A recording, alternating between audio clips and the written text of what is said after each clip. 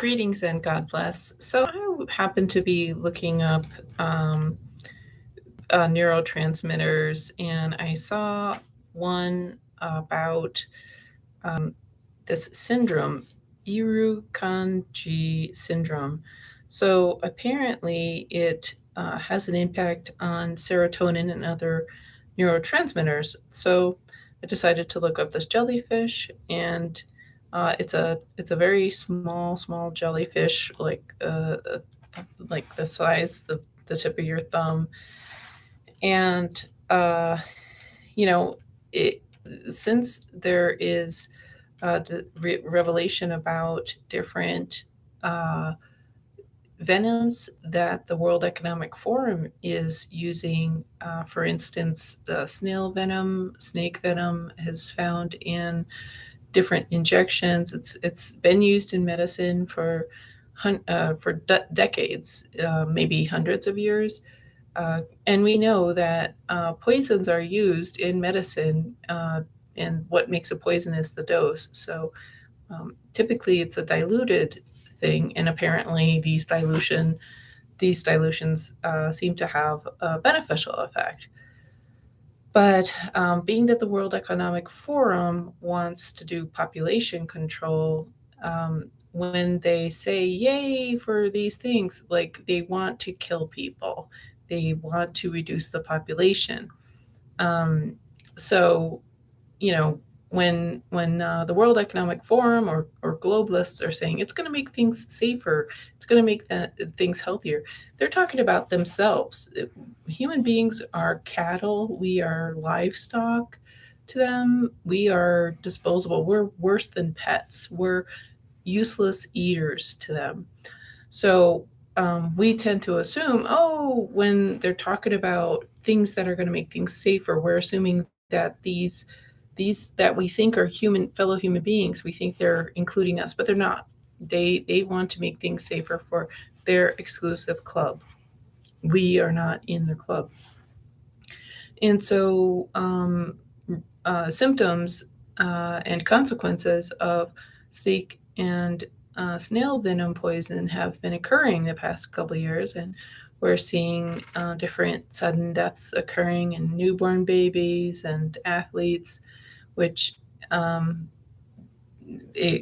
and just weird things like embalmers are trying to embalm a body, and they have to pull out these huge foot long black blood clots, um, which they never had to do before, and they have to remove it from like the larger arteries because they can't embalm the body. Now this is the new thing.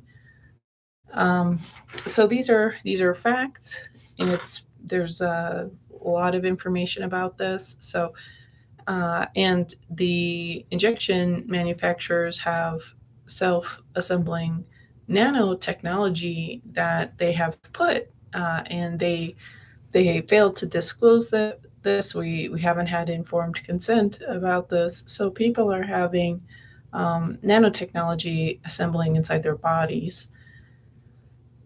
So anyway, I was looking up this jellyfish, and apparently this can cause an impending sense of doom. It can cause um, heart issues and different cellular reactions that are not beneficial.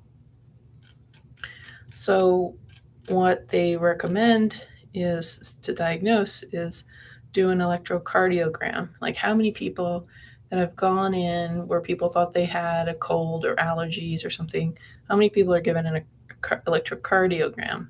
How many people are given cardiac enzymes, chemistry? So I think like, getting their blood work, checking their liver enzymes, um, lipase, getting a chest x-ray, a bedside echocardiogram if acute heart failure is suspected, CT imaging of the brain in case of headache or acute encephalopathy.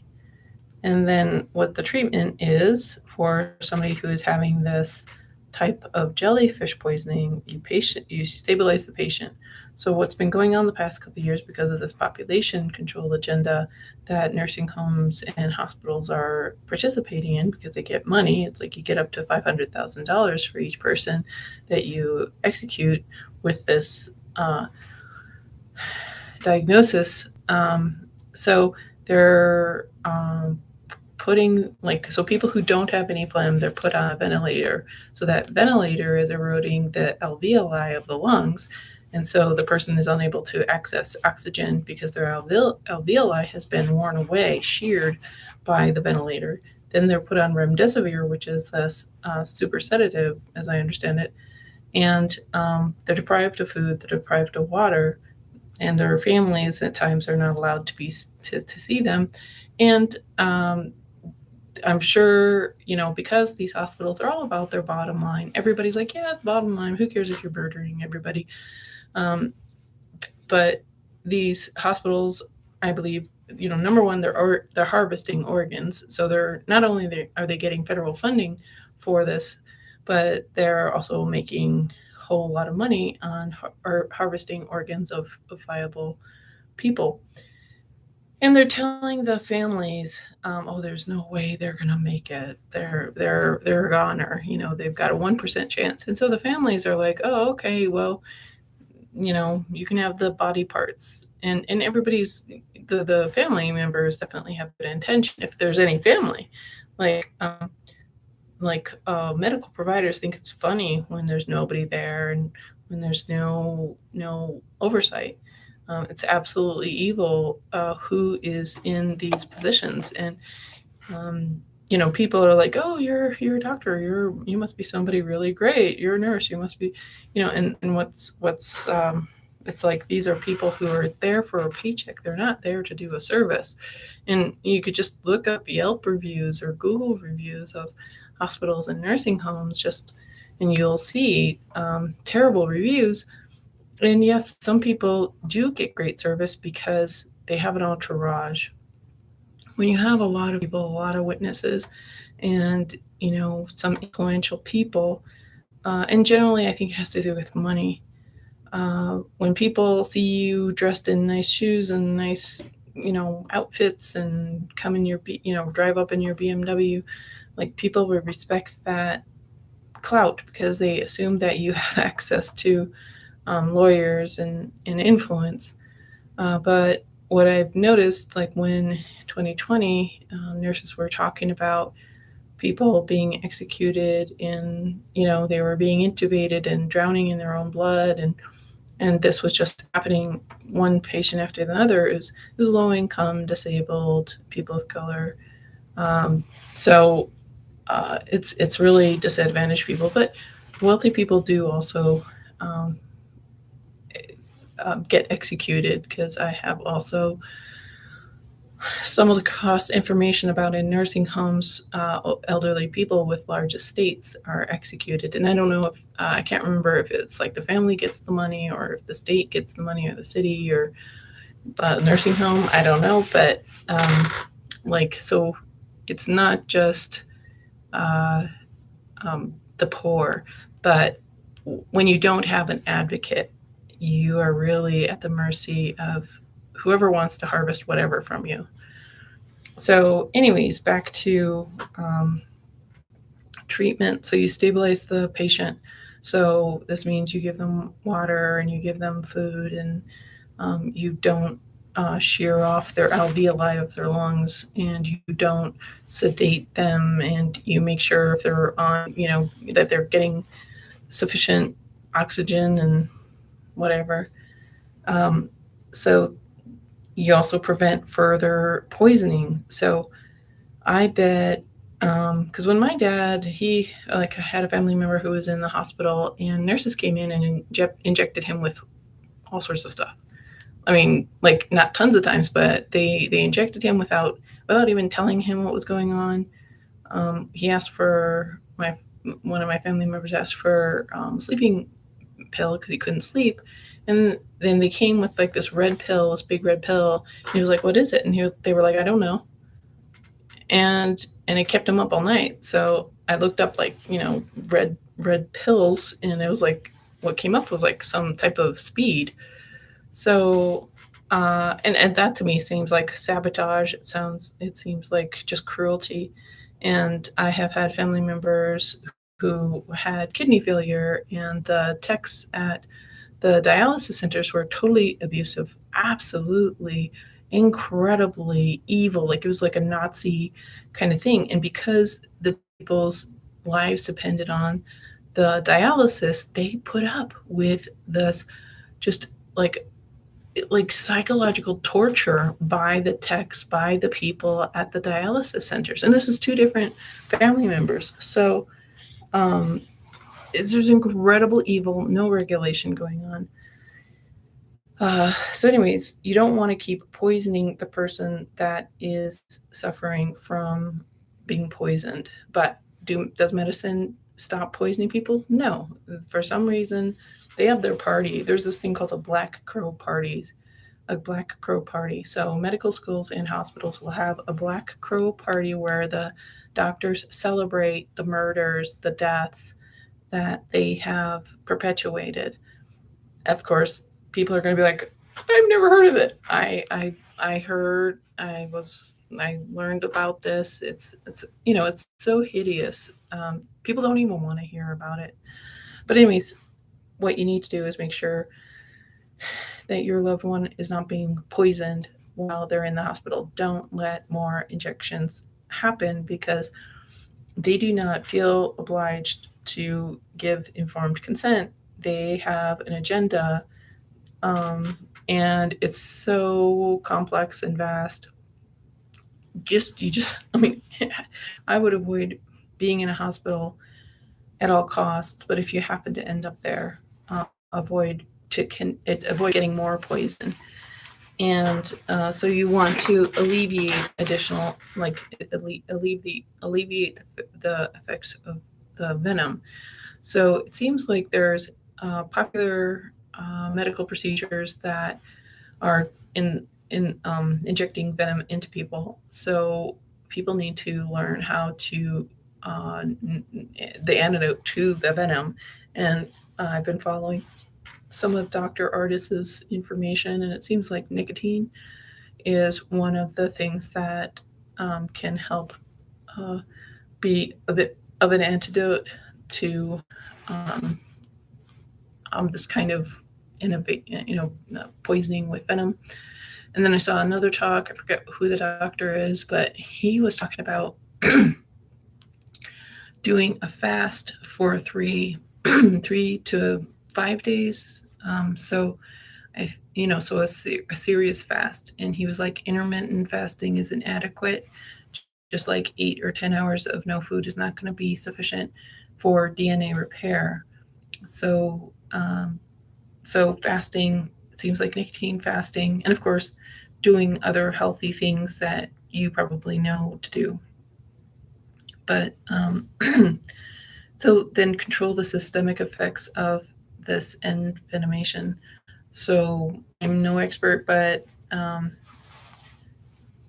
that like those a couple of those things that I just mentioned. But and of course, hospitals probably don't know what to do. They're not trained to do that. They're trained to cut, inject, pill,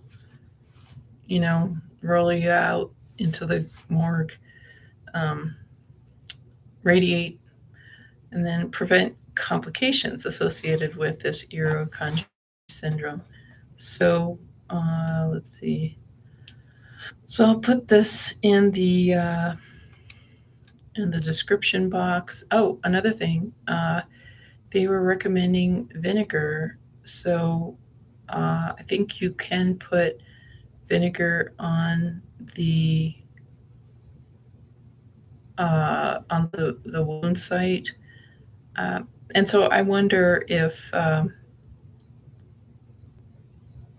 also this says for a stain, you could put a solution of baking sodium bicarbonate with. Let me create a little paste with water, and that might help.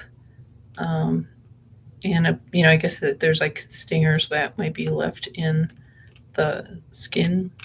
So anyways, they say don't put urine on. So urine is often good for a lot of other things. Just like it's commonly used for athlete's foot, and I've heard for other things. But it says that in the acute treatment, so at the very beginning, it can cause pneumocystis discharge. So I think it might cause more of the venom to be emitted out of tentacles of the jellyfish. So this is one instance, not use urine. And then it says don't use the box jellyfish antivenom. So that is not recommended. Also, beta blockers are not recommended. So for differential diagnosis to rule out other things, similar symptoms can be caused by other jellyfish stings. Sympathomimetic toxicity. Not sure what that is. It's some sort of toxicity. Acute decompensated heart failure can have similar results, similar symptoms. Hyperthyroidism, anaphylaxis, so another type of poisoning. Rhabdomyolysis, pancreatitis, black widow envenomation, so getting bit by black widow. Acute coronary syndrome, decompression, so if somebody has been at really deep in the water and they come up too quickly, people can die from that. And there's this other kind of mocytoma, I don't know what that is. So I'll put this in the description box, but I think it seems like the globalists have been poisoning people and using snake venom, snail venom, and I suspect jellyfish venom. So I just wanted to put that out there. It's pretty messed up, and but it seems like there's basic solutions. So make sure you have your vinegar and your baking soda, and I think it's good to bathe in baking soda, even a foot bath. I like to, when I'm doing laundry, I put some baking soda and vinegar in my laundry because it's just a good cleaning kind of thing. I also like to use borax. And I think having a little bit of baking soda on your clothes, a little bit of borax, I think it's beneficial for your own health. So those are my thoughts. And yeah, just keep healthy, folks. God bless.